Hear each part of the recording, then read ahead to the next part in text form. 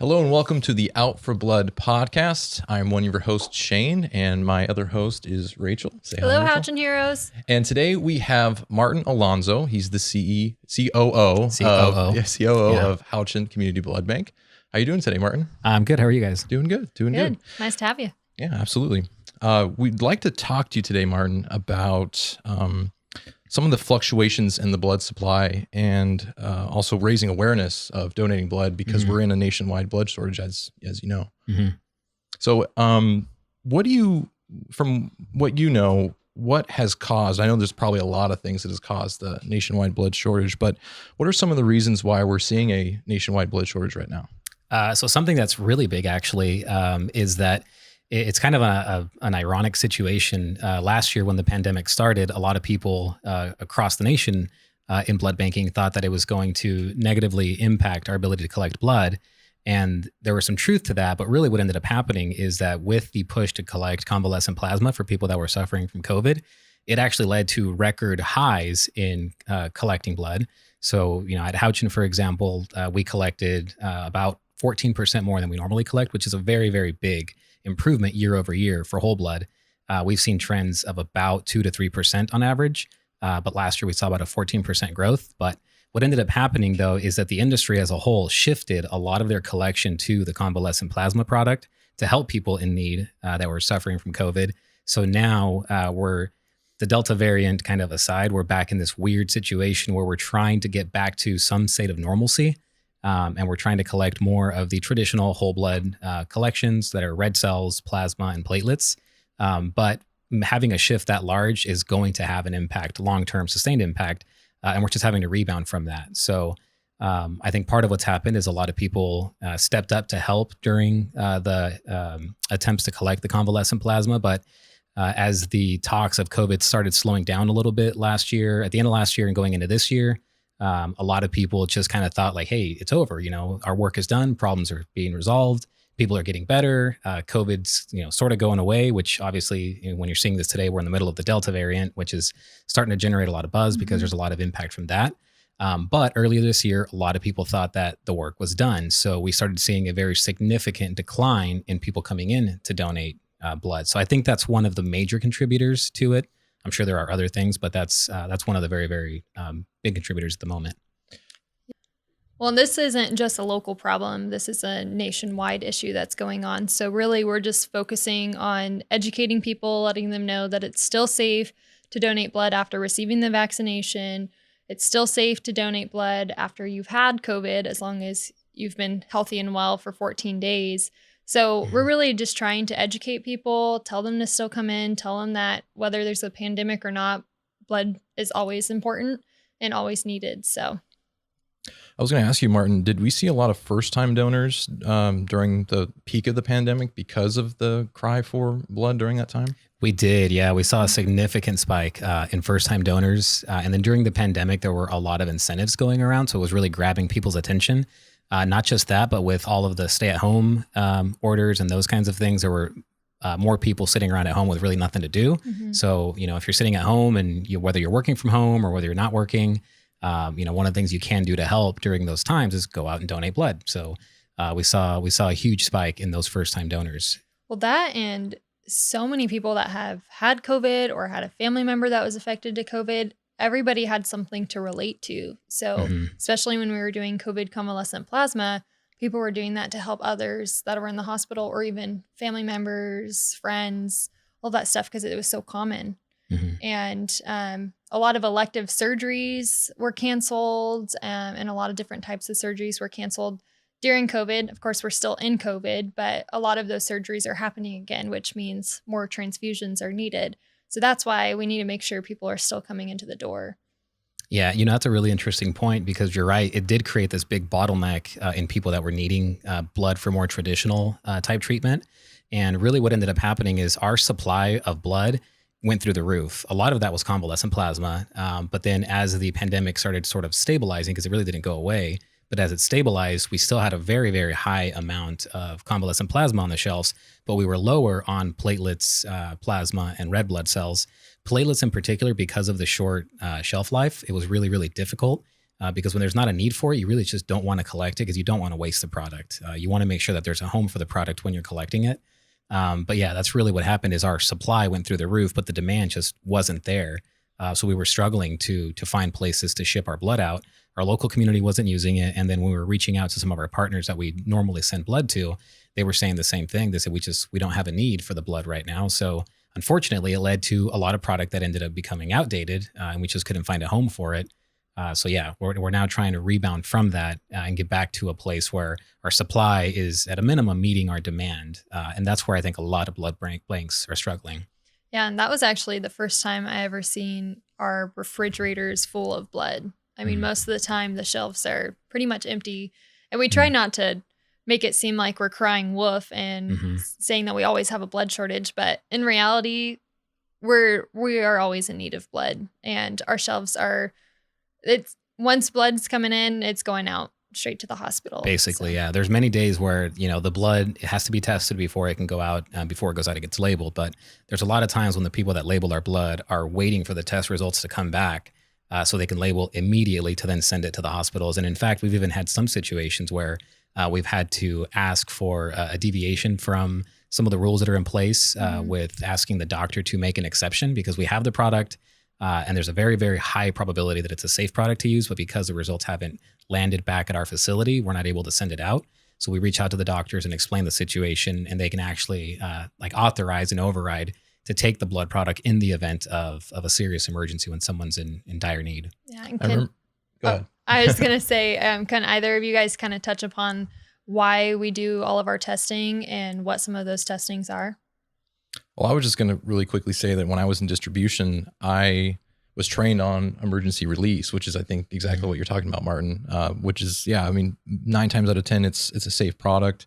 But you have to get the doctors, sign off to be like, yeah, we're going to take a product that hasn't been tested, but it could save somebody's life. In fact, there was even a time where it was a baby unit. So it was blood for a baby, and we had to get the sign off from the doctor. And the doctor said, you know what? No, because of the situation, I'm going to wait because the baby could survive a couple of days, but without it. So that's as much as I know about the emergency release. Yeah. And that's really when it's exercise. So they typically don't activate that protocol unless you've got somebody that's in pretty dire shape in a hospital and they need blood transfusions like now.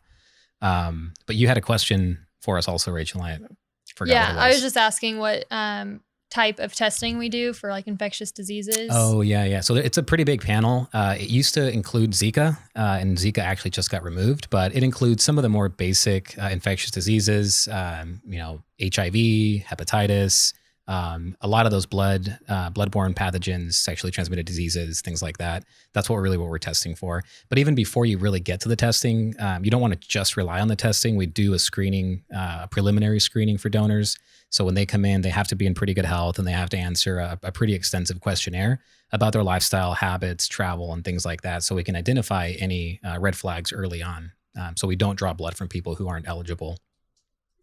That could seriously affect somebody. And if somebody that did donate and had a disease, if we didn't do those infectious disease tests, that could end up being transfused into a patient. So Correct. That's why we do it. Yeah. And then there's also a safety element with the staff that's collecting the blood. So if you've got somebody who knows they have an infectious disease and is trying to donate blood, you don't want somebody trying to draw blood from them, in the event that there's some type of blood exposure. You really don't want that. Yeah, of course. Yeah. So Martin, I heard that when you donated for the first time, one of the reasons why you were so hesitant to donate until then is because you have a fear of needles. So if you want to walk us through kind of what made you decide to finally donate and help get over the fear of needles. Yeah, that's a very nice way to put it. Thank you. I've heard it characterized a little differently before. But so when I was a kid, I had a really, really poor experience. I was getting some blood drawn for, I had some issues. They thought I was having some appendix issues. So the way to identify what was going on was to take some blood samples and run some tests. But my experience did not go well.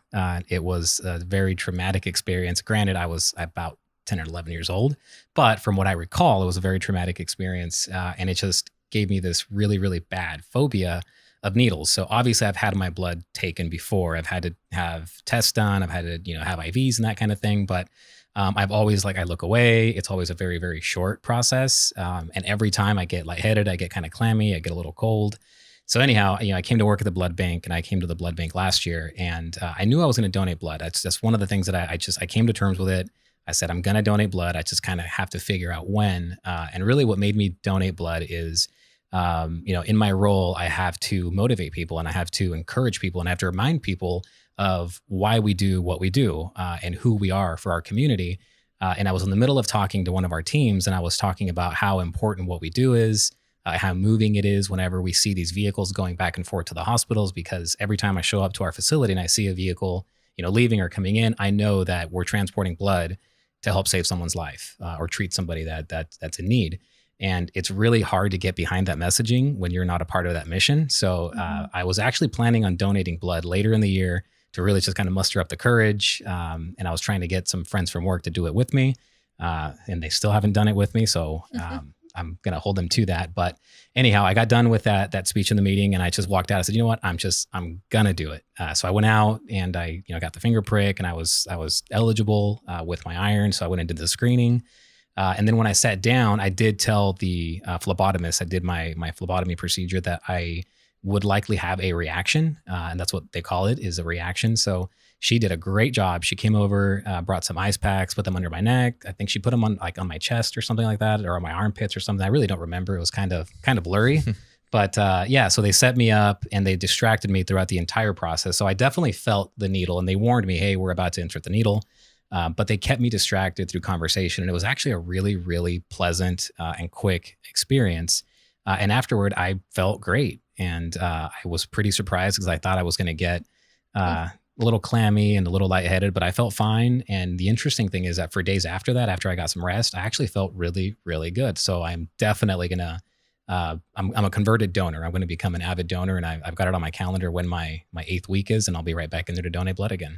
And I'm actually O positive. So it's one of the most used blood types. Awesome. And what would you say to somebody that is kind of in the same situation, terrified of needles? What would you tell them to encourage them? I would tell them, don't focus on that. Focus on the good that you can do to somebody that's in a hospital in need of your blood, because all blood types are needed. There's a big misconception that some blood types aren't needed.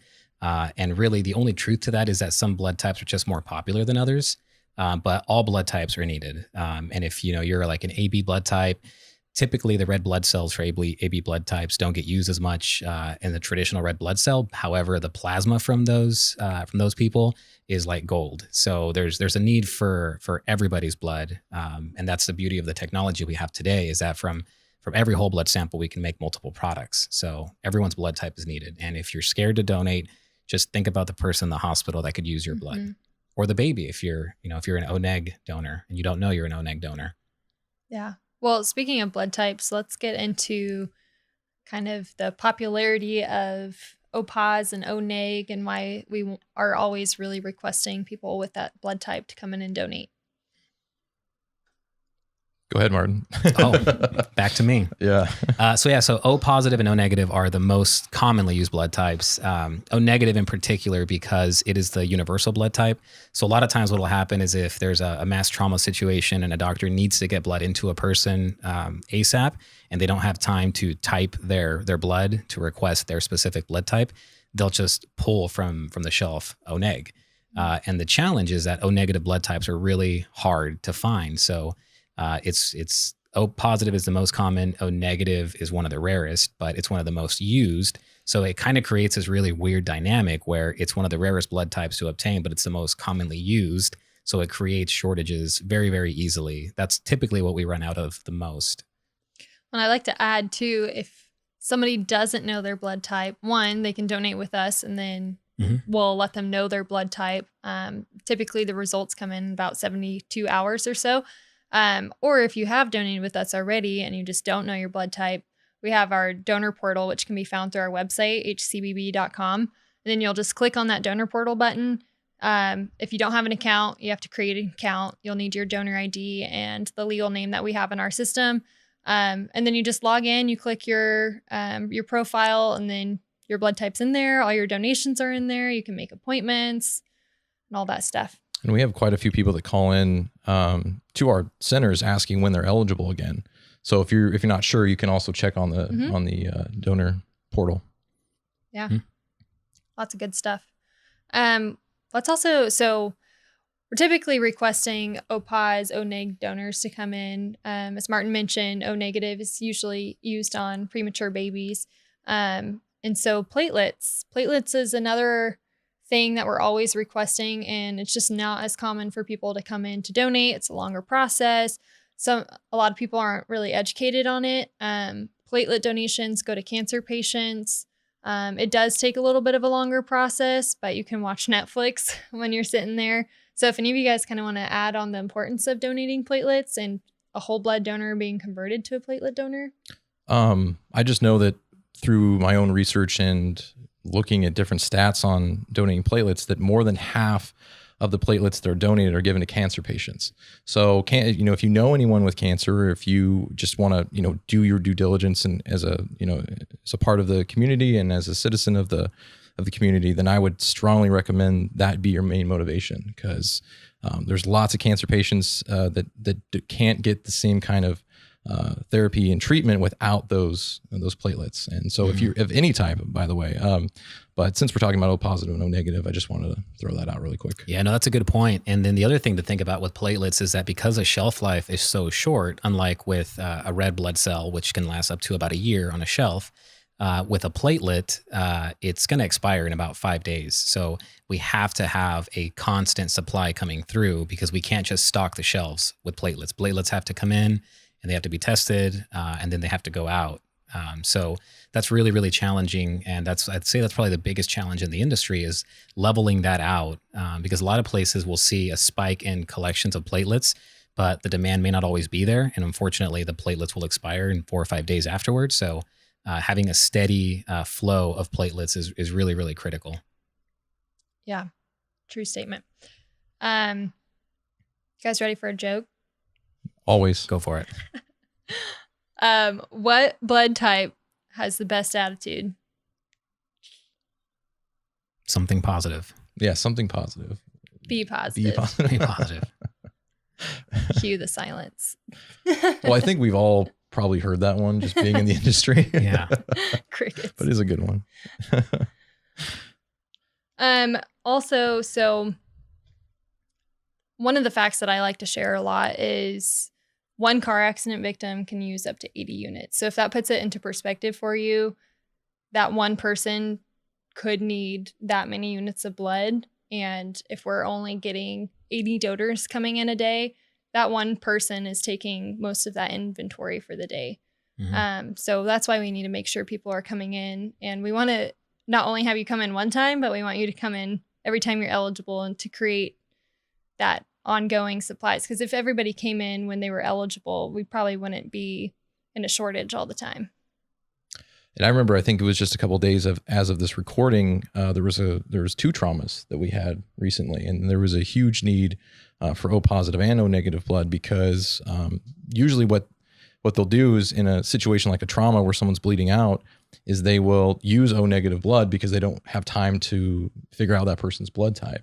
So with traumas, it's not only the quantity that they need, but it's also specifically the O negative, because of that short time span to try to figure someone else's blood type. Mm-hmm. Yeah. So everybody loves extra incentives to come in to donate. So do you kind of want to touch upon some of the promotions that are going on right now? Sure. So right now we're giving away a brand new 2021 Chevy Trailblazer, and that started in July. So as of the recording of this podcast, you have about 2.5 months to enter. And I probably said this on the last couple of podcasts, but your best chance of winning, since we're talking about platelets, is to donate platelets, because you had up to 16 chances. I don't know what the number would be now, but it's still the most, because plasma is, I think at this point, only 2 chances to win, or 2 entries into the giveaway, and platelets is still the most. So that's going to be ending on October 31st. So you still have a couple of months.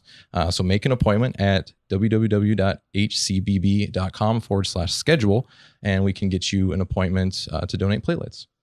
Yeah. And you can also follow us on social media too. We're on Instagram, Facebook, Twitter.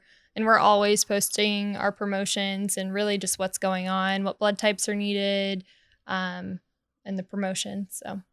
And if you're listening in Santa Clarita, we have Santa Clarita Drive, a big one that's coming up on 9/11. And that's going to be a huge drive. It's going to be a lot of fun.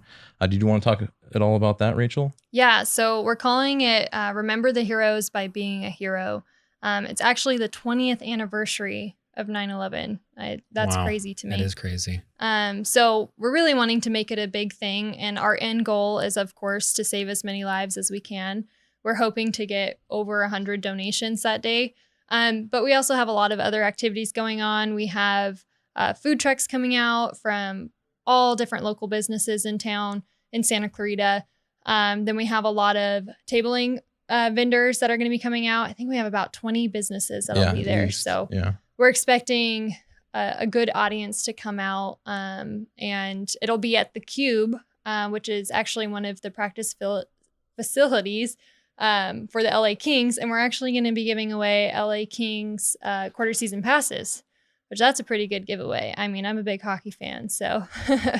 But yeah, so definitely come out. Even if you're in Bakersfield, everybody's welcome. So a lot of us will be in Santa Clarita that day. It'll be an all hands on deck, but it'll be a really fun event, and there's going to be a lot going on, lots of great food, and we get to save lives too. So that's the best part. Yeah, absolutely. I know we only have a couple minutes left, but I wanted to know if either of you guys wanted to touch on some of the deferral changes that were made. I don't know if we talked about this specifically in the last podcast, but what would you say are the two biggest ones that we should let people know more about? So there have been multiple different changes to our deferral time, and you might need to add on some of these, but tattoos and piercings, that's a big one. And actually, a lot of people aren't aware that if you got your tattoo or piercing in a state regulated facility, parlor, and it's licensed, then you can donate within 7 days. But if you just got a stick and poke in your friend's bedroom, then you can't donate for 4 months. It used to be 1 year if you got stick and poke or just wasn't state regulated. So that was changed to 4 months. And multiple people have come up to me actually the past 2 weeks saying, hey, I just got a tattoo and I think I'm not eligible for a couple more months. But they're shocked when I tell them you're actually eligible now. You were eligible 3 months ago. And another changes is travel.